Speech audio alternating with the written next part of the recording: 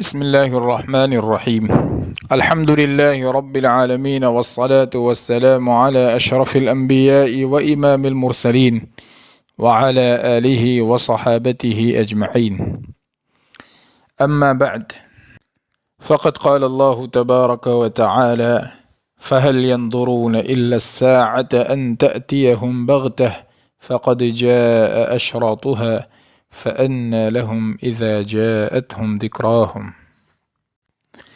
محترم اور معزز سامعین اور ناظرین، السلام علیکم ورحمۃ اللہ وبرکاتہ۔ آج کے اس حلقے درس میں ہم علامات قیامت کے سمجھنے اور سمجھانے کے بارے میں کچھ ضابطے اور قاعدوں کو بیان کرنا چاہ رہے ہیں۔ قیامت کی نشانیاں سمجھنے اور سمجھانے کے بارے میں کچھ ضابطے ہیں، کچھ قاعدے ہیں، کچھ رولز ہیں، ہم انہیں بیان کرنا چاہتے ہیں۔ چنانچہ ہم مجموعی طور پر انشاءاللہ تعالی آج 3 ضابطے بیان کریں گے، جن میں سے پہلے 2 ضابطوں کا تعلق سیدھا آپ سامعین اور ناظرین سے ہے، اور آخری ایک ضابطے کا تعلق بیان کرنے والوں اور علامات قیامت سمجھانے والوں سے ہے۔ آپ میں سے ان لوگوں سے بھی ہے جو علماء کرام ہیں، جو مفتیان نظام ہیں، جو خطیب ہیں، جو دینی ملی رہنما ہیں۔ اللہ تبارک و تعالیٰ کی ذات سے امید ہے کہ وہ ہمیں ان ضابطوں سے اور قاعدوں سے فائدہ پہنچائے اور ہمیں علامات قیامت سمجھنے اور سمجھانے کے دوران انہیں برتنے کی توفیق و سعادت عطا فرمائے۔ میرے محترم سامعین، پہلا ضابطہ یہ ہے کہ قیامت کی نشانیوں کا تعلق غیب سے ہے، اور غیب کا علم یہ اللہ تبارک و تعالیٰ کی صفت ہے۔ علم غیب صرف اور صرف اللہ تبارک و تعالیٰ کے پاس ہے، اور اسی طرح رسول اللہ صلی اللہ علیہ وسلم کے پاس بھی اتنا غیب کا علم ہے جتنا اللہ تبارک و تعالیٰ نے آپ کو بتلایا تھا، دیا تھا۔ اللہ تعالیٰ کلام پاک میں ارشاد فرماتے ہیں، عالم الغیب فلا یظہر علی غیبہ احدا۔ عالم الغیب اللہ ہے، اور وہ اپنی غیب کی باتوں پر کسی کو مطلع نہیں کرتا، الا من ارتضی من رسول، مگر اپنے جس رسول کے لیے وہ پسند کرتا ہے اسے وہ غیب کا اتنا علم دیتا ہے جتنا کہ وہ دینا پسند کرتا ہے۔ اور اسی وجہ سے غیب کی کچھ خبریں دے کر حضرت یوسف علیہ السلام کا پورا تفصیلی قصہ سنا کر اللہ تعالیٰ نے فرمایا اپنے نبی سے، ذَلِكَ مِنْ أَنْبَاءِ الْغَيْبِ نُوحِيهِ إِلَيْكَ، یہ غیب کی کچھ خبریں ہیں جو ہم نے آپ پر وحی کے ذریعے بھیجی ہیں، نازل کی ہیں۔ بہرحال قیامت کی نشانیاں، قیامت سے پہلے پیش آنے والے واقعات جو قیامت کی علامت کے طور پر پیش آئیں گے، جن کے پیش آنے کے بعد قیامت کو آنا ہے، یہ آئندہ پیش آنے والے واقعات ہیں جو غیب میں ہیں، چھپے ہوئے ہیں، صرف اللہ کو اور اس کے رسول کو معلوم ہیں۔ لہذا قیامت کی نشانیوں کے سمجھنے کے بارے میں یہ پہلا ضابطہ، قاعدہ اور رول اپنے ذہن و دماغ میں اچھی طرح بٹھا لیں کہ اس سلسلے میں دلیل صرف قرآن اور حدیث ہی ہے، ان 2 کے علاوہ کوئی تیسری چیز دلیل نہیں ہو سکتی، حجت نہیں ہو سکتی۔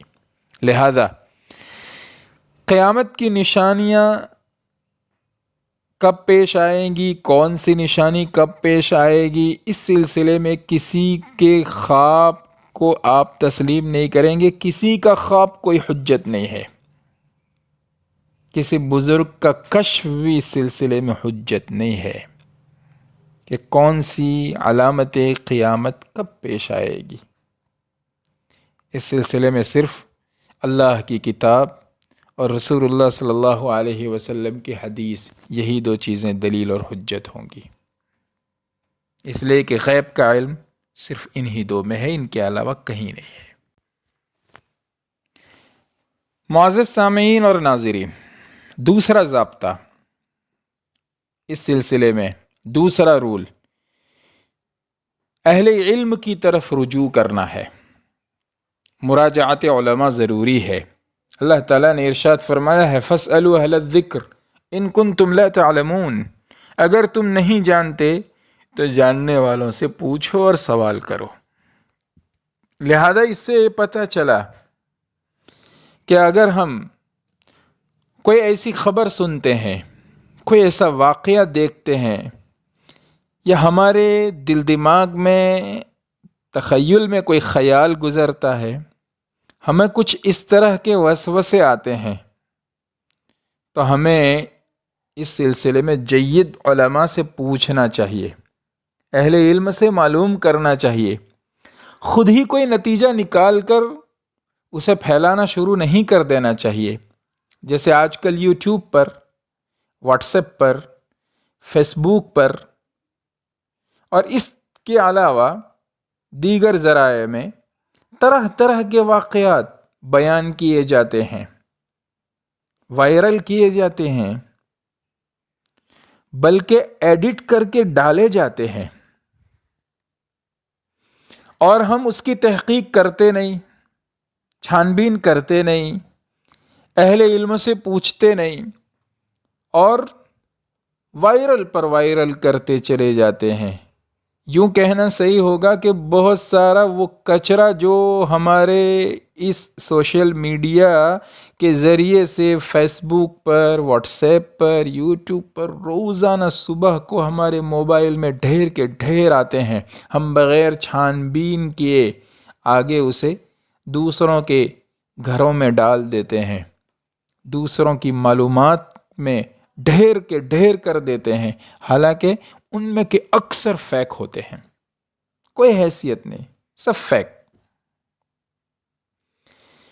اب دیکھتے ہیں کیسے کیسے ایڈٹ کر کے ڈالا جاتا ہے، آسمان میں گھوڑا نظر آتا ہے اڑتا ہوا، دیکھا جاتا ہے کہ کسی کوئی خاص جگہ یا کسی خاص مرکز پر سفید سفید لباس میں کچھ لوگ حرکت کرتے ہوئے نظر آتے ہیں، وائرل کیا جاتا ہے کہ فرشتے اترے ہیں، ہاں وہ تمہارے کیمرے میں قید ہوئے۔ روزانہ پتہ نہیں کیا سے کیا دکھایا جاتا ہے، آج بھارت میں یہ ہوا، پڑوس ملک میں فلاں ہوا، امریکہ میں یہ ہوا، چائنا میں یہ ہوا، اور طرح طرح کی معلومات بھی ڈالی جاتی ہے،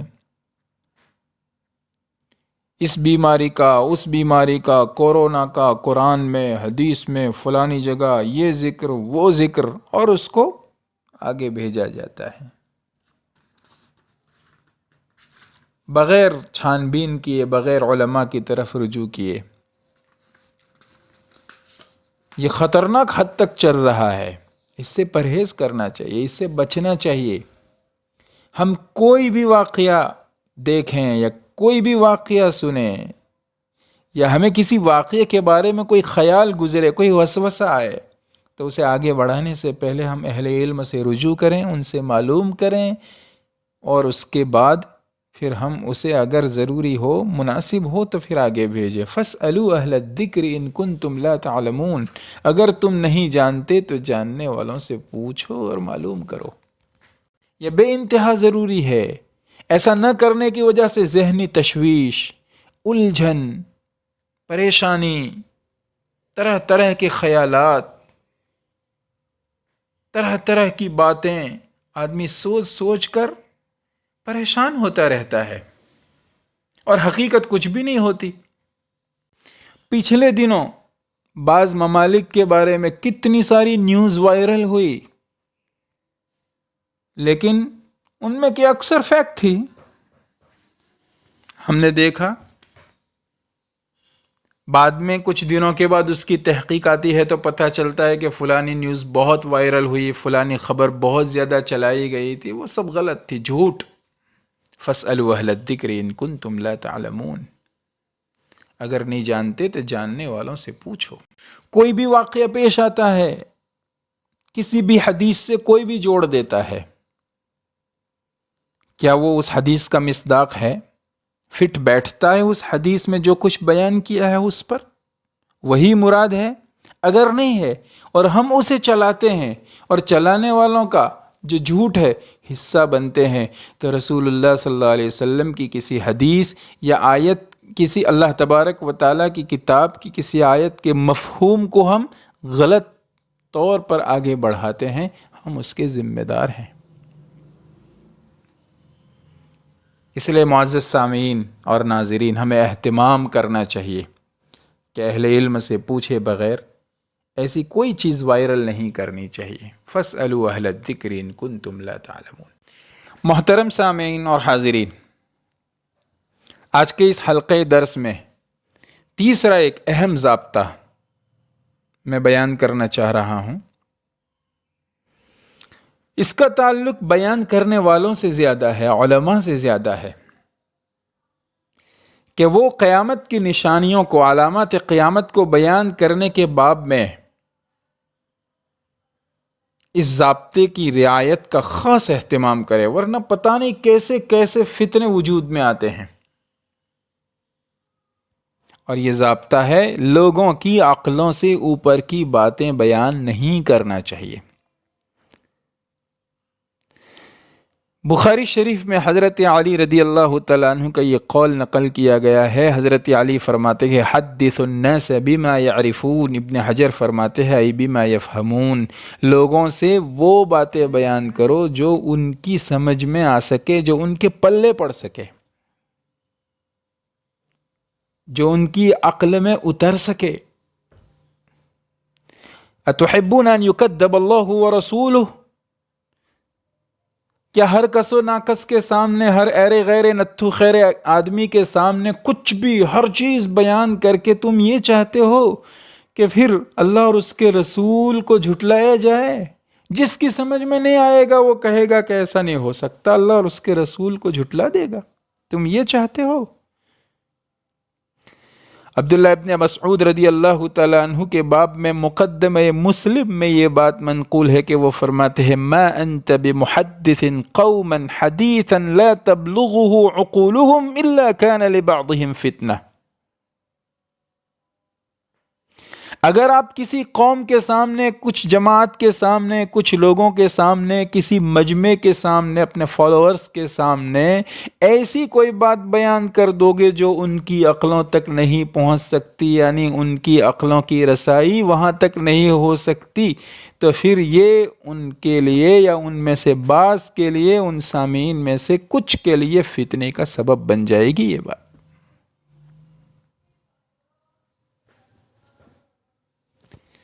ہر سنی ہوئی بات سچ نہیں ہوتی، ہر جانی ہوئی آپ کے علم میں آئی ہوئی بات سچ نہیں ہوتی، اور ہر سچ ہر جگہ کہا نہیں جاتا، اور ہر علم چاہے وہ سچ ہو پھیلانے کا نہیں ہوتا، ہر مجمع ہر بات کا اہل نہیں ہوتا، اور ہر مجمع کا ہر شخص ہر بات کے قابل نہیں ہوتا۔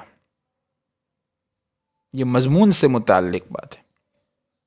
اسی طرح اسلوب بیان کا وہ بھی الگ الگ ہوا کرتا ہے، ایک ہی انداز ہر جگہ نہیں ہوتا۔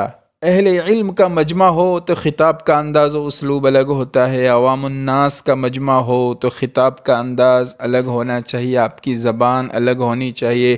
اگر اسکول اور کالجز، یونیورسٹیز کے اسٹوڈنٹس ہوں تو اس مجمع کے سامنے آپ کی بات چیت کا انداز الگ ہونا چاہیے۔ مدرسوں کے طلباء ہوں، ان کا مجمع ہو تو آپ کی گفت و شنید کا انداز بالکل مختلف ہونا چاہیے۔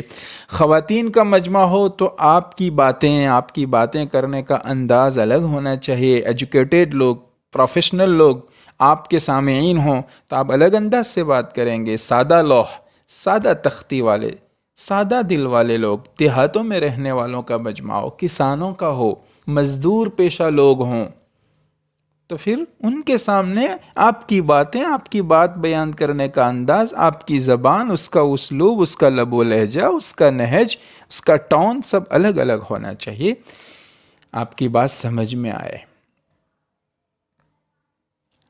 مضمون جو آپ دے رہے ہیں مجمع اس کے قابل ہونا چاہیے۔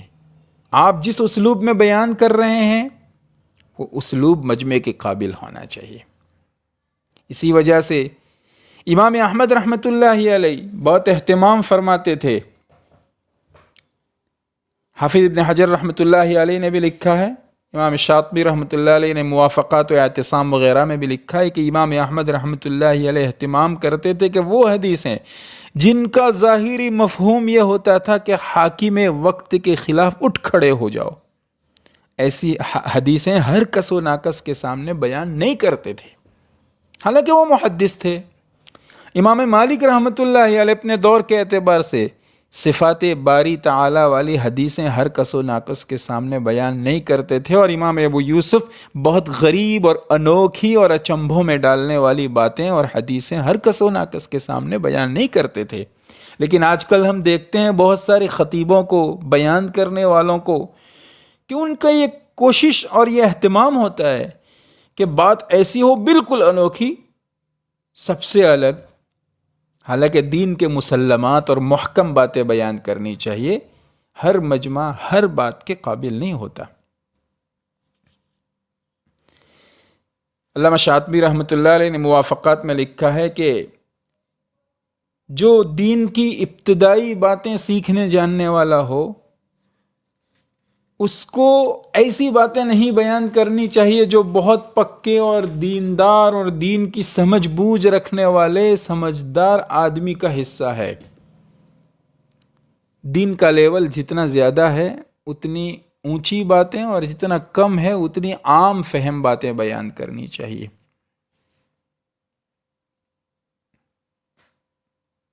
لیکن آج کل بہت سارے فتنے اور پریشانیاں اسی لیے کھڑی ہو گئی ہے کہ ہر آدمی کے پاس موبائل ہے، اسمارٹ فون ہے، آئی فون ہے، اور اس میں ہر ایک کے پاس وہ ذریعہ ہے جس سے یہ ڈھیر کے ڈھیر آتے ہیں۔ یوٹیوب ہے، فیس بک ہے، واٹس ایپ ہے، ٹک ٹاک ہے، اور بہت سارے ذریعے، ٹیلی گرام ہے، ٹویٹر ہے، جس سے یہ طے کرنا مشکل ہے کہ ہم جو بات پیش کر رہے ہیں تو ہمارا مجمع کون سا ہے۔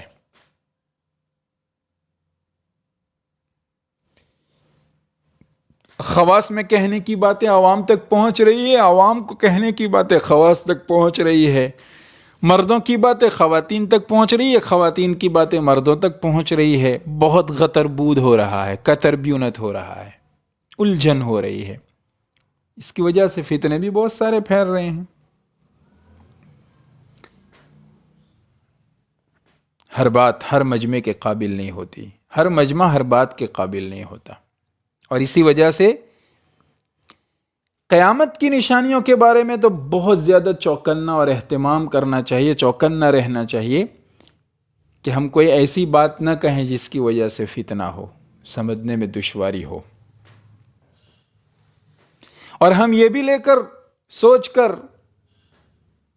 علامات قیامت اور قیامت کی نشانیوں سے متعلق دروس اور حلقے دروس کو اس لیے نہ سنیں کہ ہر نشانی کے بارے میں ہمیں آج کل پیش آنے والے ہر واقعے میں نشاندہی کر کے بتایا جائے گا کہ فلانی حدیث میں جو یہ آیا ہے اس سے یہ مراد ہے، اور فلانا واقعہ جو فلانی جگہ پیش آیا اس سے یہی مراد ہے۔ ہر چیز فٹ نہیں کی جاتی،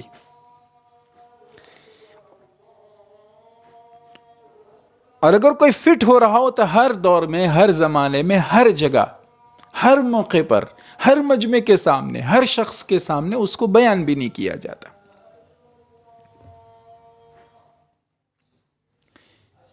ورنہ لوگ کیا سے کیا بیان کرتے، اور کرنے والوں نے کیا. کسی نے کہا 2008 میں قیامت آ جائے گی، کسی نے کہا 2012 میں امام مہدی نکل آئیں گے، کسی نے کہا 2017 میں یوں ہو جائے گا، کسی نے کہا 18 میں ہو جائے گا، نومبر میں یوں ہو جائے گا، سورج فلانے مہینے میں یوں مغرب سے طلوع ہونے والا ہے.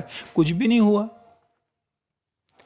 یہ چیزیں قرآن اور حدیث میں بالکل وقت کی تعین کے ساتھ نہیں کہی گئی ہے، لہذا ان باتوں کو وقت کی تعین کے ساتھ نہیں کہا جائے گا. اس میں کسی کا خواب معتبر نہیں ہے، صرف قرآن اور حدیث کی بات معتبر ہوگی. اور اسی وجہ سے علامہ شاطبی رحمۃ اللہ علیہ نے موافقات میں ایک ضابطہ دیا ہے کہ جب تم کوئی مسئلہ بیان کرنا چاہو، کوئی بات ایسی اہم پیش کرنا چاہو، تو اس کو پہلے شریعت کی میزان پر تولو. اگر شریعت کی ترازو پر وہ پوری اترے تو پھر موجودہ دور اور اس زمانے کے لوگوں کے اعتبار سے بیان کرنے کی صورت میں کیا نتیجہ نکلے گا، اس میں غور کرو، اس کو سوچو.